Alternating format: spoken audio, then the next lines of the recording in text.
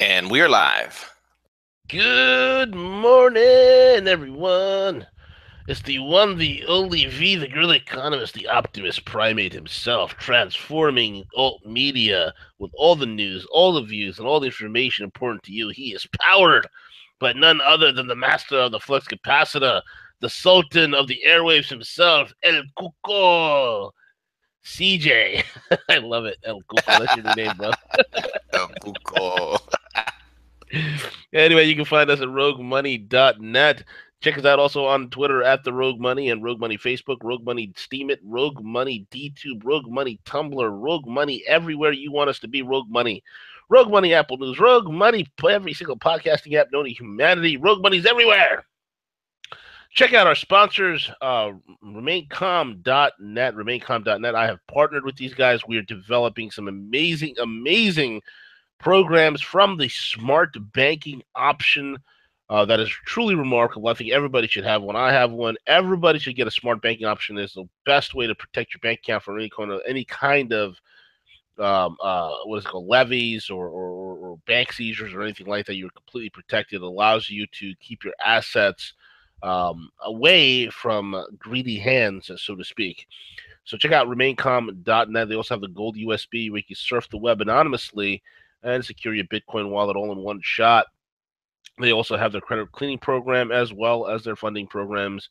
All of it is there, RemainCalm.net. With that all out of the way, CJ, what's going on, bro? Hey, doing great, V. Good morning. Good morning. How are you doing? I'm doing good. Give me 1 second, man. Hold on. Go for it. Yeah, we missed you in yesterday's show with Cuss with Gus, but he had a lot to say in regards to Vegas, so we rocked it out and made it a great show. So for our listeners, if you have not done so yet, go check that out. Then also make sure to follow us on Steam and all of our social feeds. We'll go ahead and go with the schedule till Yeah, go ahead. Continue to say. No, just later on today, we had to reschedule Harley. He got stuck in some nasty weather in Germany. Yeah. And so he'll be going live with us at 2 p.m. Eastern Standard Time today. Mm-hmm. Awesome. Yeah, I'm looking forward to that, man. Especially yesterday was we recorded the Helga Zepp LaRouche speech that she gave about the new Silk Road. We recorded that. And when are we releasing that, CJ? I've got to get a little bit of editing to do. I'm hopefully going to get that out maybe even this evening. Got it. Awesome. Good deal. And just so our listeners know, that's our efforts to really, the Schiller Institute, which is Helga's the founder of that, in cooperation with LaRouche PAC, have started a weekly video series where Helga's basically mapping out the projects that the One Belt, One Road initiative is working on, their current scope of focus, and then also has a great plug-in.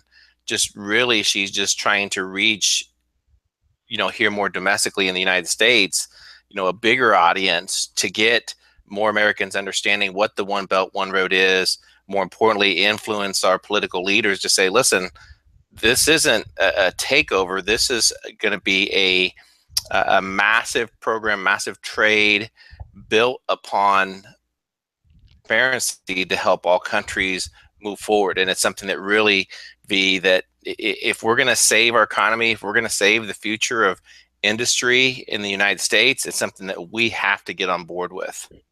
Yeah, absolutely agree with you.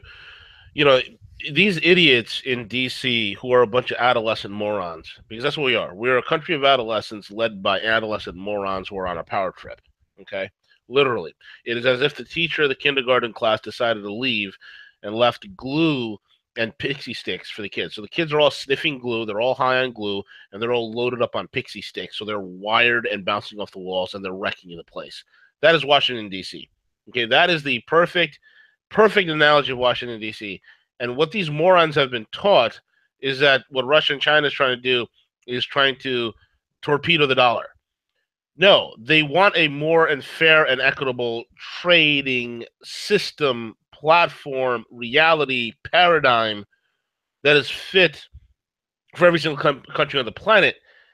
Why do we we fight for freedom wherever there's trouble. G.I. Joe is there. We're supposedly that, right? We're supposedly, I am a real American, fight for the rights of every man, right? We're supposed to be that. We're supposed to be spreading democracy and free market capitalist ideas. Okay. But you're starting to realize that's more of a marketing cliche than it is an actual economic or political reality. We're starting to realize that because we will not allow anybody anywhere in this world to rise without us putting our thumb on them. So any rival power that tends to rise up, we tend to squash. We tend to put an end to. Except for those rival powers who just happen to have nukes, and then they go out spending the last several decades economically outsmarting us, kind of like what the Russians and the Chinese have done to us. With those guys, we really can't do nothing but be on the outside. So the biggest thing right now is we're fighting this proxy war, CJ, where Russia and China has the solutions, they have the know-how, they have the infrastructure, they have the deals done, okay, that will guarantee um, any nation that joins up with them an economic leg up, an economic help that they so desperately need in order to develop their infrastructure, in order to develop their economies, bring in jobs. What do we all have to offer? What do the death merchants of DC have to offer? Nothing. We sell a lot of weapons around the globe. That's it. That and we're big time distributors in pornography and trash and recyclables, and then weapons. That's it, dude. I mean, nothing else. And to validate what you said, V, there's a lot of evidence. There's a lot of information coming forth of the challenges of the battle in DC, the folks that are stuck in the old paradigm. There's some very creative minds that understand that the world is changing, and I don't think it's if it's 3D or 4D chess with everything going on with Tillerson and Trump. I pray and hope that it is, that it's a big front in front of all the generals, in front of the media, that they back connections and everything. And I know probably a lot of the audience is gonna be like, yeah, right, 3D or 4D chess anymore. I think that game's over. Yeah. But we're starting to get exposed to this. They're starting specific things that are occurring regarding the entire takeover that's occurring, V. My thing is this, man. This isn't at this point 3D or 4D chess. This is 1D Connect 4. I've been saying this for quite some time. When the administration does something good, I will definitely applaud and cheer. You and I are both the same in that regard. But when they do something stupid, we're going to call them on it. And Tillerson is the last man in that whole entire administration that has any sort of sense. Tillerson has more experience than anybody in that administration, period. Tillerson ran ExxonMobil. ExxonMobil has enough of it. If it was a country, it would be one of the most economically biggest countries in the world. Okay, that's how huge ExxonMobil is. Okay, so this guy has the wherewithal of what it's like to manage a small country. That's Tillerson. Okay, plus the fact he understands the geopolitical layout better than anybody in the administration. Period. Now with Bannon gone, and with Sebastian Gorka gone as well. Gorka's a great guy. If anybody knows who Gorka is, he was instrumental in the victory in Alabama by Judge Ray Moore. Gorka was a big backer and helped plan his thing. The same thing with Bannon. Okay, so these are the guys who understand what the geopolitical landscape is. You don't go sticking your middle finger at China. You don't go against Russia. You start fighting these idiots within the State Department itself, these swamp creatures. And if you want to talk about a swamp creature, you want to talk about a lackey, you want to talk about somebody who, in my sense of the word, in terms of definition, is an outright sociopath, you got to talk about Jared Kushner, CJ. Yeah, we need to. We need to. And there was some talk recently at one point that Jared and Ivanka were going to take more of a backseat role, and that was at the request of the new chief of staff that came in, and I always forget his name. Kelly, is it General Kelly?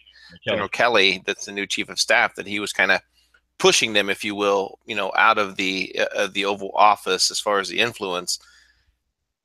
However, this guy, he has 9 lives. We witnessed recently the new policy that Trump put out in regards to the travel ban, or whatever it was referred to or called. Yeah. And more information that's came out, V, regarding the fact that the Republic of Chad that was placed on this visa ban list, influenced by Kushner and his ties to Israel, V. Who is Jared Kushner? I mean, you and I have done a wonderful expose months and months and months and months ago. You got to go look back into the back channels to see who this curmudgeon is. Kushner is a guy. Let me frame it to you guys perfectly. This is a guy who had mediocre grades, who had no hope in getting into Harvard, but that his dad gave $2.5 million as an endowment as an endowment gift to Harvard, was able to put Sonny Boy Kushner in.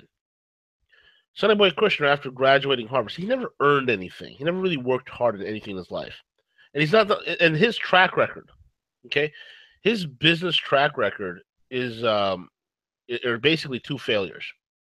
Okay, he has no business sense whatsoever. What does he do as soon as he comes out of college? What does he do? Well, he goes ahead and he buys a newspaper. He buys a newspaper when the newspaper business is floundering, when print media is going out of print. He decides to jump into print. He's an idiot. Then what does he do? He buys a skyscraper, like literally a month before the financial crisis hits, before the real estate market goes boom. What does he do? He buys a skyscraper.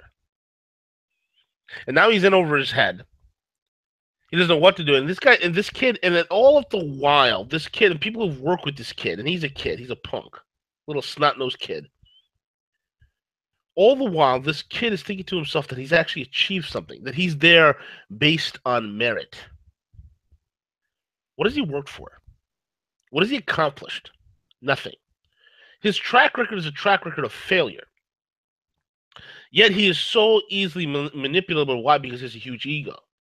He has a huge, fragile ego, and he's a lackey who's attracted to power. Okay, that's what makes him dangerous. That's why I don't trust him. He's attracted to power. Okay? And because he's attracted to power, he will say and do anything. So if you are the deep state, the best ally you could have in the White House is none other than Jared Kushner. You just tell Jared how wonderful he is, how brilliant he is. And then this kid is Play-Doh. He goes and he'll whine to his wife. And Donald has a blind spot when it comes to his daughter. He absolutely loves the little girl. And whatever Ivanka tells him, Ivanka has a big influence on him. So Jared does. That's how he's being played. Jared Kushner is the modern day Rasputin. He's the modern day Rasputin whispering into the ears of the Tsar. That's who he is. This kid doesn't earn he's a disaster. And recently we've heard that Tillerson's losing control to Kushner over the U.S. policy in Africa. I mean, this is huge. Okay, while the deputy chief of Exxon, Tillerson was involved in an oil royalty payment issue with Chad that saw the oil firm ordered to pay billions of dollars to the Chadian court. However, that was not the key issue at play in adding Chad, a U.S. military ally, to the visa ban list. The decision, think about this, the decision was not done. Think about it. This is Chad. This is a U.S. military ally. This is a military base in Chad. And there's an oil deals that are set up. So why add Chad to the U.S. military ban list? I mean, why add him to the ban list? Well, the ban list came because it was pressed by the Israeli government over Chad's secret relationship with Iran and Syria. God forbid Chad reaches out to Iran and Syria for energy or for any types of assistance. Think about that. Oh my God, the egregious. After all, Iran is the big bad Iran.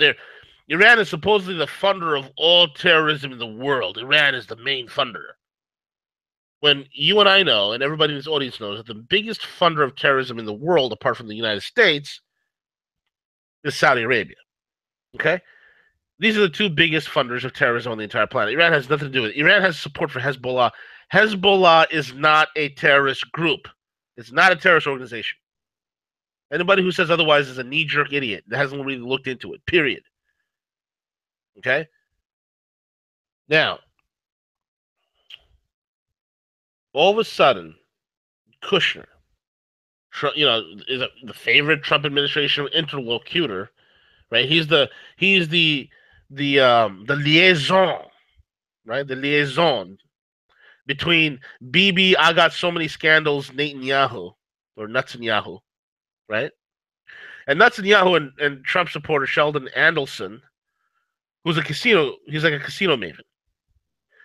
2016, Israel attempted to reestablish diplomatic relations with Chad, which has a population that is 55% Muslim, 40% Christian. Chad-Israeli relations were broken in 1972 by the Chadian President Francois Tombalier. The state of Palestine opened an embassy in the Janema,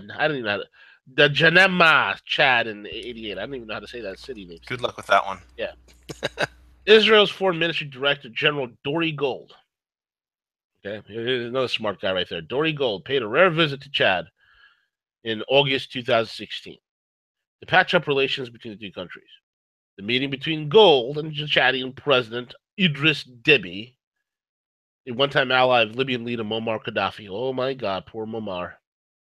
In the Janamama, I can't even say that city name, Jamina. I'm just going to say Jamina, the Chadian capital, was set the stage for a side meeting at the plenary meeting of the UN General Assembly in New York. Chad was blindsided, okay? Blindsided by the Trump administration's decision to ban tourist and business travel to the United States. President Deby, clearly trying to forge closer ties with the U.S. allies in Africa, decided to attend the 4th Dakar International Forum on Peace and Security in Africa on November 2017. The conference hosted by Senegal's President Macky Sall. The Senegalese president met Trump at the July 2017 G20 meeting in Hamburg and once again at the UN General Assembly meeting last month. Deby may assume that Sall maintains good offices with Trump and that attending the Club of Dakar may boost currently frayed Chadian and American relations. However, the big assumption is given with Trump's attitudes within the United States and abroad. Now, it's pretty interesting, man. It's pretty interesting to see this, that why would they do this? Why? I mean, this is what I don't like. I don't like these hooks that foreign governments, specifically like Israel, should have in U.S. decision-making, okay? There's no reason for it. None whatsoever, man. And you got to realize that this guy, Kushner, his business partners in the whole entire thing is the Steinmetz family of Israel, and Benny Steinmetz, second richest person in Israel, was arrested in August of this year by Israeli police in a major investigation on global money laundering. Why is it that Kushner surrounded himself with, and he's always around and with and from, people that have criminal backgrounds? I mean, does the apple fall far from the tree when it comes to this kid Kushner, bro?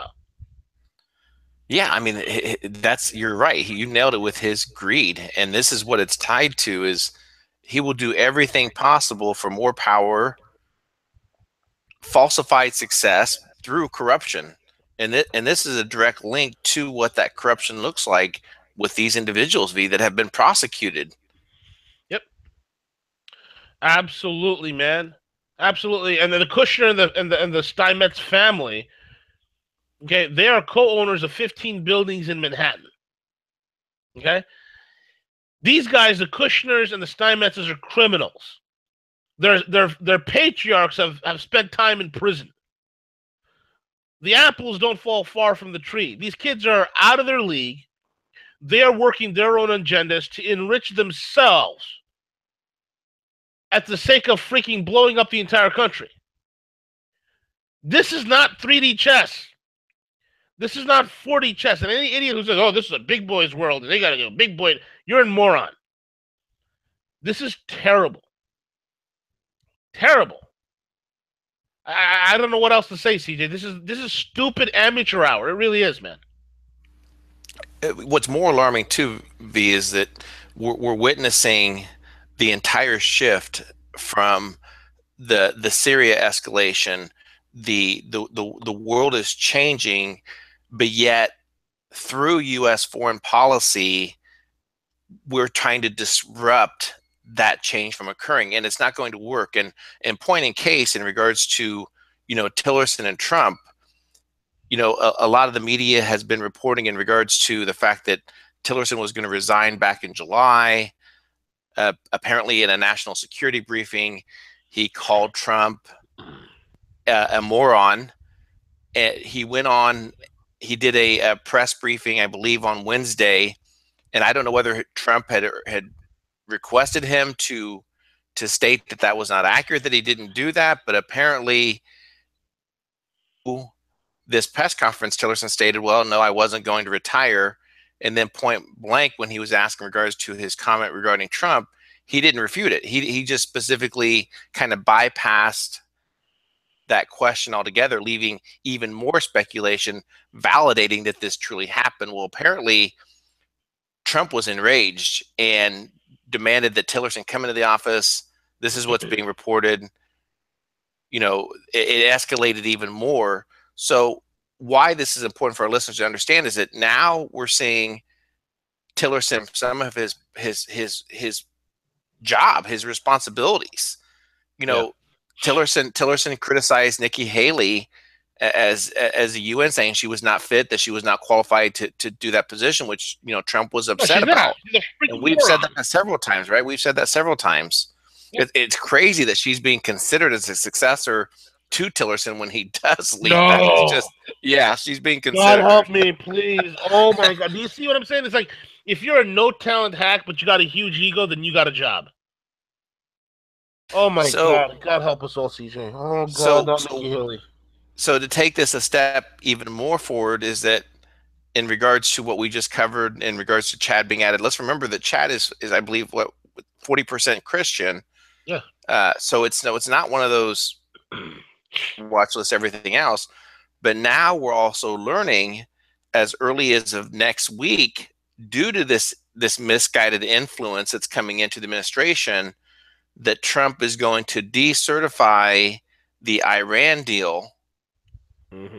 which a lot of people are saying are not going to kill it, but yet it escalates things, and there will be effects from him doing that.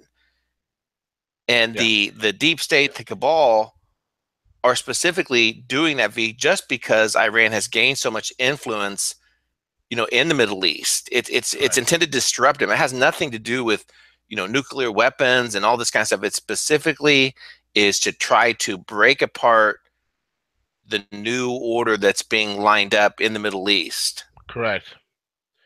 Correct. They're trying to stop the multipolar world from erupting onto the stage. They can't do it. This is like the story of the little boy who had his finger in the dike trying to stop the leaks and the flood from coming in. You can't stop the multipolar world. Trump can't do jack diddly in order to stop the multipolar world. Okay, his little freaking peon of a son-in-law, that sycophant, that seditious sycophant who puts himself as a female. He registered as a female voter. He doesn't know if he's a boy or a girl. Jared Kushner. I can't stand a beta males, man. My beta male radar is going off when it comes to this guy. Anyway. Well, he's just so compromised. That's the whole thing Oh, that our he's so listeners need to compromised, understand. man. He's so compromised. And listen, this guy couldn't get a job as a teller in a bank. If he applied for a teller Yeah, position, they would laugh at the amount of debt that this guy is exposed to. He exactly is so correct. compromised, and he's thinking about his future. He's not thinking about current. He's thinking that how can he use this position for for for financial and political Of gain, course. and post a Donald Trump administration, Yep. this guy wants to continue that going. Of course he does. And that's why He this does little not have sycophant. America's interest in mind at No, he all. doesn't. The seditious little skinny jeans wearing little pencil neck twit. Or the little pencil neck twit. What has he got going on, CJ? Well, who's he close buddies with? Well, he's close buddies with Moishi Lax. Who's Moishi? Anybody in New York know who Moishi is? Moishi Lax? Well, I'll tell you who Moishi is. Moishi's a very, very nefarious individual. He's especially within the Orthodox Jewish diamond trade in Manhattan. Again, the Diamond District, the 47th Street Diamond District. This guy, Moishi, has been involved in multiple lawsuits after lawsuits for not paying his bills and defrauding hundreds of business partners. Okay? And he is in the heart of a center and it has been involved. Many allegations against Moishi Lax for operations involved smuggling of blood diamonds, bro. Okay? Smuggling of blood diamonds from Africa's killing fields in the Democratic Republic of the Congo, Sierra Leone, the Central African Republic, and Guinea-Bissau, and other nations that are in Africa. Moishi Lax and blood diamonds. Do you think Jared Kushner cares? He doesn't care. And let's break down this whole decertifying Iran deal. They're trying to stop it. This is clearly HR McNuggets and the deep state, tickling the fancy of Jared Kushner in order to make this thing happen, right? Because what's happening here? It's saying that Trump plans to announce next week, CJ, that he'll decertify the international nuclear deal with Iran, saying that's not in the national interest of the United States, and kicking the issue to a reluctant Congress. And what's Congress going to do? They're going to uphold it because their boy Obama passed it. Oh, yeah. And the neocons will go right along with it. McCain's probably he's waiting for this moment. He's loving this. Absolutely. And then the apologists who are just blindsided will come out and say, "Oh, this is a 5D chess move. This is a 5D chess move. Now here, you need to buy Super Colon Blow 3000. Are you constipated? Buy Super Colon Blow 3000. And Trump's going to decertify Iran. That's a 5D chess move."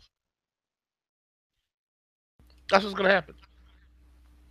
Yeah, my guess is if that goes forth by this time next week, we will probably see a resignation from Tillerson. I think so. And if he goes, who do we have left? If Tillerson's gone, I'm done. It's gone. I mean, logic has flown the coop. Bannon gone. Gorka gone. Tillerson gone. Scaramucci gone. Everybody's gone. Except now it's just he's surrounded. He's being drowned by the swamp, dude. Yeah, the interesting thing is while this is happening, we continue to document the transition that's occurring, and apparently it was a very successful meeting between the Saudi king and Vladimir Putin yesterday. Yeah. Huge. I mean, do you feel it, folks? I mean, the Saudis have just inked a major energy deal with the Russians. Okay, 2 days ago, we talked about the first ever Saudi king to visit the Russian capital. A move which prompted many to call everybody's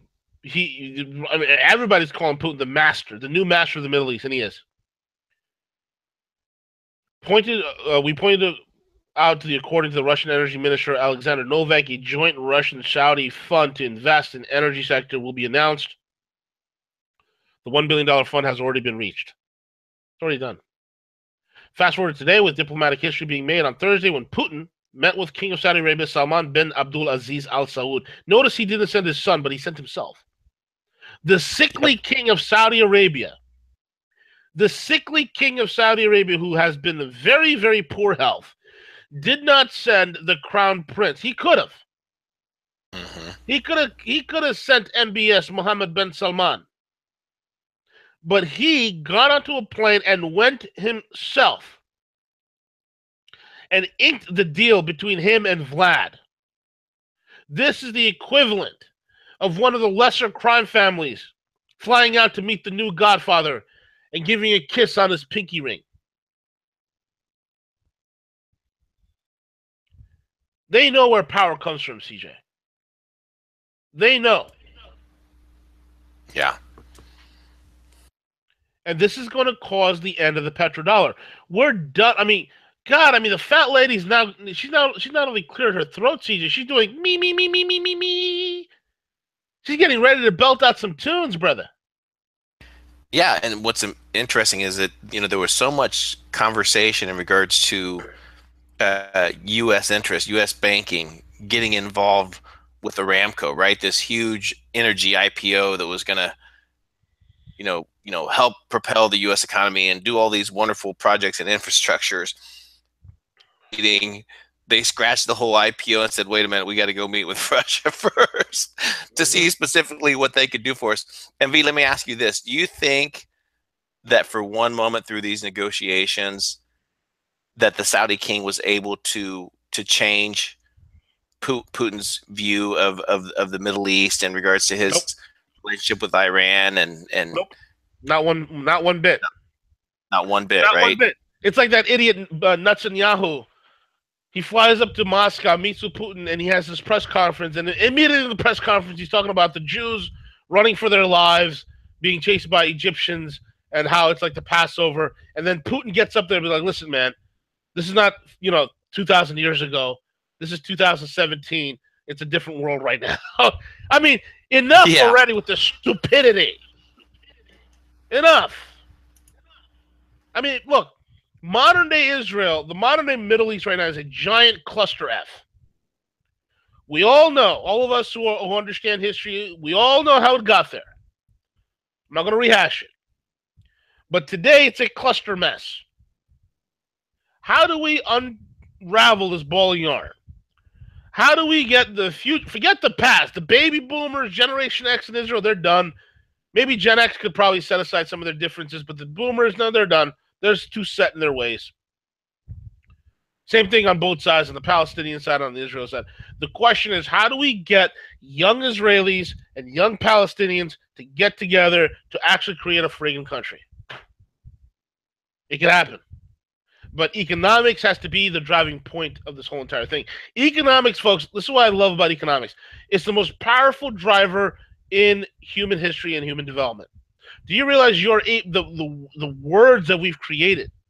Okay, words came out and letters came out of the desire to keep track of inventory. That's economics. That's why we have this whole saying: "Open up your books. Let me see your books." Okay. Economics is the most powerful driver. I mean, look at organized religion. I've said this countless times. What is organized religion? It's economics applied to politics. That's all it is. That's all it is. So when there's an economic benefit to something in the people, I don't care what you are, if you have two brain cells to rub together, I don't care if my business partner is purple with yellow polka dots and he worships a Coca-Cola can. I don't care. But if there's an economic common ground for him and myself, I will lay aside all differences and we'll work for the common good. That's the beauty of economics. That's what's going to save the world. Now, who's bringing the best economic model on the world stage today? China and Russia. bingo. All right, man. It says it's time to wage. The big banks are coming for Bitcoin. I find this laughable.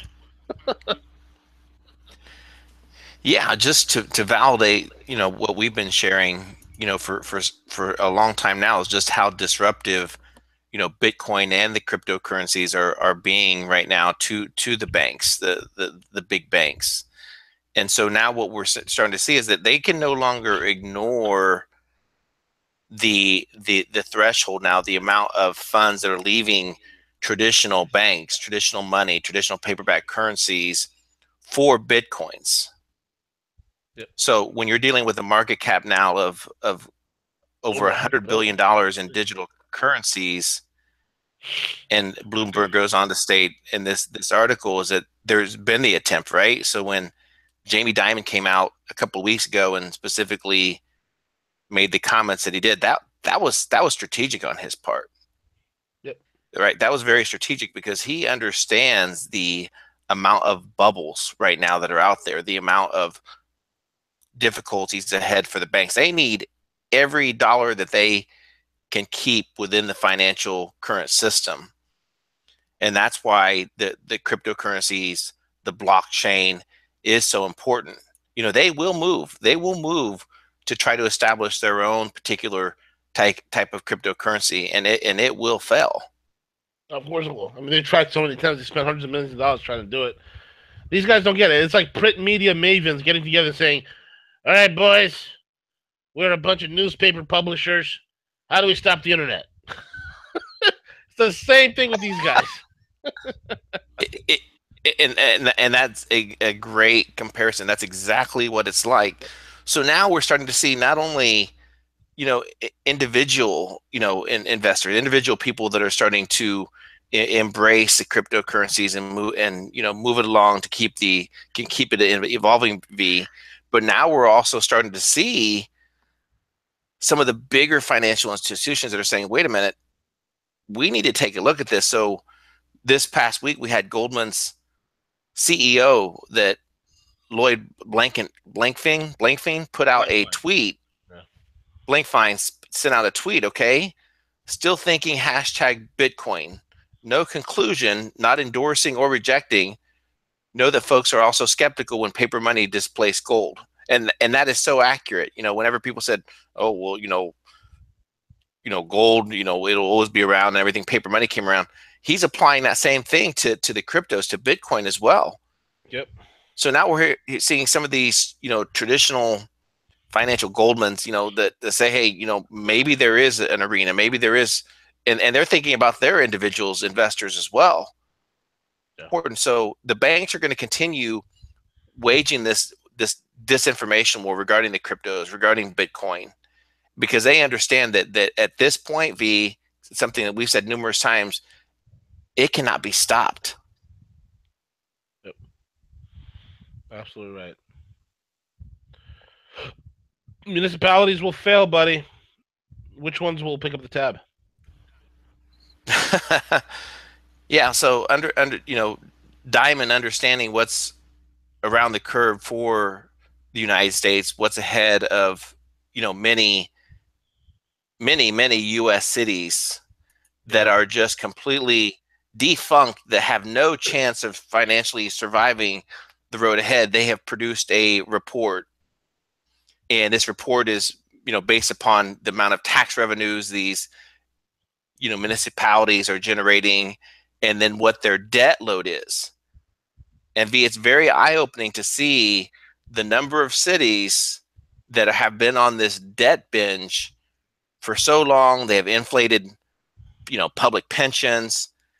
They have all these municipal bonds they continue to issue out, and at the end, when those can't be paid, when they file bankrupt, it's the banks that are going to financially get hurt by all this. So there are several cities that, obviously the worst, in the worst shape, is something we've talked about several times, is Chicago, right? When you look at the city of Chicago, and my browser is having a little bit of difficulties. Can you? What's going on? No, my browser is frozen on that article. Can you scroll down to the cities? Yeah. Absolutely. You got Chicago, Houston, Austin, Dallas, Baton Rouge, Fort Worth, Oakland, Phoenix, Jersey City, Pittsburgh, Atlanta, Sacramento, Minneapolis, Los Angeles, Omaha, Honolulu, Cleveland, El Paso, Columbia, Cincinnati. I mean, the list goes on and on and on. These are all in massive danger, man. Massive danger, underfunded, about to go belly up. You name it, brother. Yeah, and there's no stopping it. There's nothing conceivable that they can do other than try to raise taxes to try to offset that debt that's there. So you have pensions that are underfunded. The fact that they'll be cutting those benefits. So this is very eye opening that this is occurring across the United States. Yep. That's why it's best. Now, do you guys see it? Years ago when people were saying, hey, why don't we pass legislation that leaves retirement into the hands of the individual, get it away from these big fund managers? No. Wall Street lobbied Congress to let that legislation pass because they wanted to be able to manage it. They wanted to be able to, show up one day and throw some cocaine and some and some hookers on some city comptroller, and so that comptroller could get into bed with Wall Street and start investing a lot of the city's pension funds with them. And now look at where we are. Look at where we are. Okay, when this thing goes belly up, watch what happens. Watch what happens when city workers and policemen and firemen wake up one day and they realize there's no pension check coming. There's an IOU in the mail, but there's no pension check. What are they going to do? What are they going to do, man? It's unreal. Anyway, why do we encourage to diversify assets, CJ? Last but not least. Yeah, last but not least, and I want to go back to this article, and it's an old article. It's August of 2015, and it specifically talks around the FDIC and this misconception regarding, oh, my money is in the bank, it's safe. Talked about several times, be that the laws have been changed. So in part, when you think about the financial system, you think about most of their assets. It's all digital, right? They just create money out of thin air. So it goes on to state that out of physical dollars, in other words, bills, coins, that estimates that there's probably approximately $1.36 trillion. Okay. Yep. This is little to cover over just a little over 10% of the $10 trillion sitting in bank accounts digitally. That is a tiny fraction of the 20 trillion in stocks, the 38 trillion in bonds, the 58 trillion in credit instruments that are floating around the system. Yep. Great job of also explaining that in December of 2012, when the FDIC published their report in regards to how they look at financial banks, and you take a look at the depositors, that in fact the people with money in the bank actually become creditors to the bank. Correct. So when the event happens, if there is, and this happened back in 2008, when there was too much money flowing out, which that's why it's nearly collapsed the banks. That when this situation happens, is that your cash, what you perceive, your digital assets, becomes an instrument that you now own shares of that financial bank, of that bank, and it's issued to you as part of a thank you, and now you're part of a bank owner, however they decide to do it. So that becomes theirs, and a lot of people don't know that. V. Yeah, exactly correct, man. You become the unsecured lender. Your money is not yours, man. Not yours. You pop it in there, it's gone. And it's vulnerable. It's vulnerable to everybody to put their fingers in. That it's why that's what I'm saying. If you're going to bank, you're going to need that smart banking option over at remaincalm.net. You got to have it. It's the vanguard protection that you need. And of course, when the bank collapses, you're that type of structured settlement type account will be the ones that are faster to be restored versus somebody who just has a regular checking account. So keep that in mind. Keep that in mind. That's why people need to have some solutions to operate. Get smart and learn how to operate in this world. Don't be a sucker. A sucker follows all the rules, dots the I's, and crosses the T's, and they wind up broke at the end of the day. You need to get savvy. You need to get smart. You need to figure out a hustle. The wealthy have a hustle and the poor have the hustle. It's just the stupid, dumb middle class that doesn't. It's the middle class who follows the rules and saves and pays his taxes and gets screwed at the end of the day. Stop it already. Stop it. And that brings us to the end of the show, Siege. What do we got lined up today, my man? Yeah, so 2 p.m. Come back. We'll have Hanging with Harley. We'll probably go a little bit longer since it's typically our Rogue Money radio show. So 2 p.m. Eastern Standard Time with awesome. Harley. You got it. And with that being said, my friend, we are over and out. Again, folks, check out remaincalm.net. We are out, CJ. Peace out. Later.